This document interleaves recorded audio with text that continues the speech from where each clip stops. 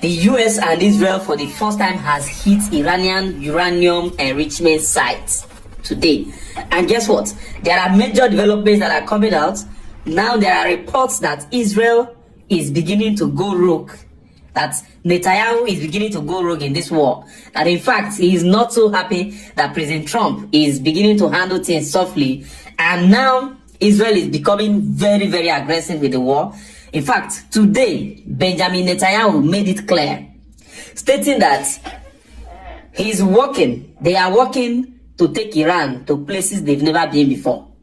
Nobody understands what he meant by that, but everybody knows that Israel has always been under control, has been in chains since this war started because of the United States being the leader in this war. Now, Benjamin Netanyahu has, after visiting the site in Arad, got so angry and decided to retaliate that attack, which I think President Trump has asked him to pipe down. As a matter of fact, President Trump proposed winding down the war. He wanted to wind down the war, but it looks like Benjamin Netanyahu is not taking that. Now, there are speculations that Trump might be losing control of Netanyahu and might be losing control of what Israel might be trying to do, or the divergence is becoming very obvious. And if this happens, then Iran should prepare for what might be way beyond the plans of the war entirely. Israel has not been very comfortable from the beginning of this war that they cannot attack aggressively as they should.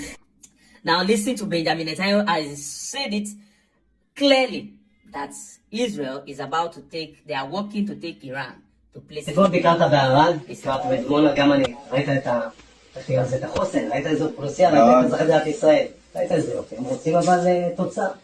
תשמע שהאיראנים רוצים לסגור את העניין הזה. עכשיו אני זוכר שהיה איזה מישהו שנתחם נגד הסכם רע, קראו לו ראש הממשלה בנימין נתניהו.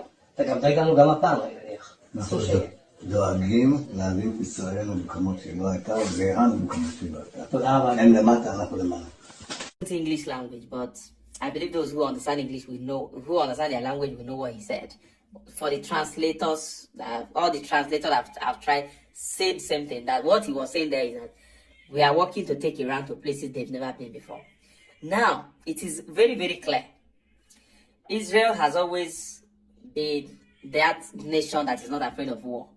You don't bring war to Israel and expect them not to react. And if Israel bring war to you, you don't expect them to back down at any time if they've not achieved something very tangible. Until Israel is convinced that they have done enough. In fact, the last time they had a war with Iran, President Trump asked Netanyahu, do not strike again. Unfortunately, Iran carried out another attack after the ceasefire agreement, and Israel decided to retaliate. Israel was on their way. They deployed numerous fighter jets before President Trump called Netanyahu and said, no, let it be. Go back home. They did. They listened and went back home.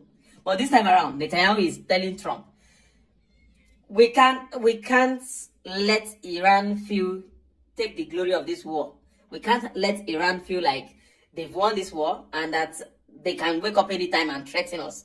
We are the one in this heat. We are the ones suffering this heat. The United States is far out there in America, and we are here in the Middle East. If we don't prove to Iran that they should never wake up any morning to attack us, then we are setting ourselves up for total destruction by Iran. And in fact, Iran will be detecting things that will be happening within the Middle East. And again, Benjamin Netanyahu has also proposed so many things, like bypassing the Strait of Hormuz, by proposing that the Middle East should join money and build a pipeline that should flow through Israeli ports, and somehow maybe, these are some of the things Netanyahu wants to establish. He wants to make the world free from Iranian control and Iranian manipulation, and then maybe establish what could be a benefit to Israel, being one of the most pro-West nation, or the most pro-West nation in the Middle East. So that's not a bad deal, and it's not a bad idea.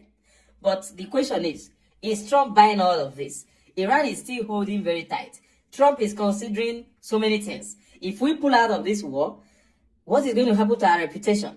If we decide to continue with this war, what is going to happen to my regime? Are the American people still going to be able to support me with this? A lot of people in the world are already telling Trump, make sure you finish this war. The war is not looking like what could be finished easily. Trump has seen that this war is becoming more complicated by the day. This war is no longer looking funny. I made it very clear from the beginning. Well, of course, people will always doubt me. I'm not a professional war analyst, but I will always tell you one thing which is very clear. When you put the parameters on ground, the available data, you can always deduce what could be the possible outcome. And it has always been very simple from the onset. I had said it. You cannot invade Iran. Even if you try to do it, it will be a mass destruction for both the American military and the Iranian military. This next thing is this. The United States is not prepared or is not ready for this scale of war at this time. They are not ready for it. Fighting Iran is not just fighting Iran. It's like fighting Ukraine. Russia fighting Ukraine. Where you're not just fighting Ukraine, you're fighting the entire NATO states, including the United States. And that's exactly what you're dealing with here. Russia, China, and North Korea are all arming Iran. And it's all obvious. It's not hidden. So President Trump is considering all of these things. He's considering what China is beginning to do around Taiwan, and they wouldn't want China to take control of their, of course, chips that they have access to in Taiwan. America is not yet self-sufficient in chips manufacturing, so they still rely heavily on Taiwan. I wouldn't want China to take control of that because already China has a higher advantage, proximity. Now China is beginning to deploy aircraft in Taiwan, which is already putting pressure on the United States, considering the fact that most of their carriers are now in the Middle East. So, what are the options available? You cannot invade Iran. It wouldn't be a very good idea. But if Trump thinks you want to do that, no problem.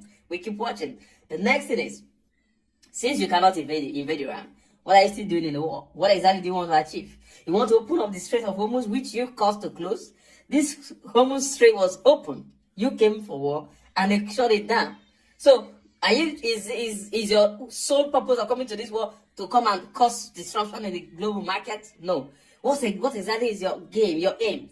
To change the regime? You've not been able to change the regime. You've taken out leaders upon leaders, but these guys seems like they don't run out of leadership. In fact, as a matter of fact, they now run without leadership.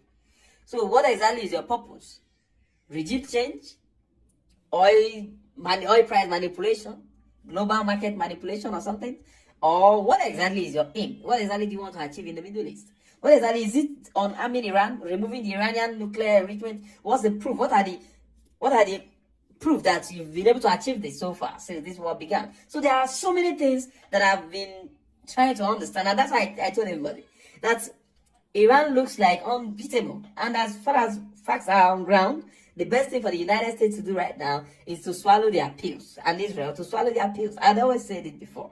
It's hard to swallow, but you have to swallow it. Accept the fact that these guys have come to stay. These guys have formidable military, and once a nation has formidable military, and they have a very good strategy, which is the United States cannot defend the entire Middle East. We cannot fight with the United States. They are far, of course, we are not in comparison, but they cannot defend, they cannot protect the entire Middle East. So let's distract them with the Middle East, with the Gulf nations. These people are they cherish these people. These are very precious to them. So if we can disrupt them, then the United States will be precious. So Iran has a very, very solid strategy. And that's why we always say that the only solution to this war is for the US to either go all out for the war, whatever comes out, let it be, or the Gulf nations should stand up and attack Iran. Yes, they should stand up and attack their brother. That's exactly the only solution right now. If they cannot do that, then the United States should swallow the pills, pull out of the war, lose their reputations, go back home empty-handed, and then provide the opportunity for Iran to change the petrodollar agreement to petro-yuan. And that becomes a new world order.